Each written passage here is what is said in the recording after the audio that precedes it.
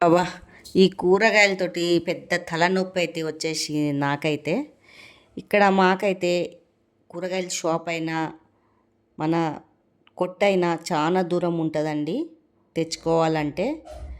ముందు మేము పాత ఇంటికాడ ఉన్నప్పుడైతే దగ్గరలోనే అన్ని విధాలుగా సౌలత్ అయితే ఉంటుండే.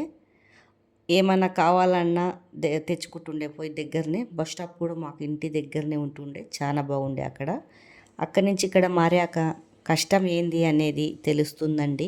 అంత దూరం పోయి తెచ్చుకొని వండుకోవాలంటే, పోవాలంటే నడక తోటి మళ్ళా బ్యాగ్ అంతా పట్టుకొని బరువు అయితే రావాలా. అంతే, దాని గురించి అయితే బండి మీద పోతాము, వారంకి ఒకసారి తెచ్చుకుంటాము అని అలా కూడా లేదు. తెచ్చుకొని ఇంట్లో పెట్టుకుంటే ఎండిపోతుంది, మురిగిపోతుంది. అందుకే నేనైతే తక్కువని తెచ్చుకుంటాను కూరగాయలు. మళ్ళీ అయిపోయినప్పుడు మళ్ళీ పోయి తెచ్చుకుంటాను. ఈ కూరగాయల వల్ల అయితే చాలా ప్రాబ్లం అయితే అయిపోతుంది.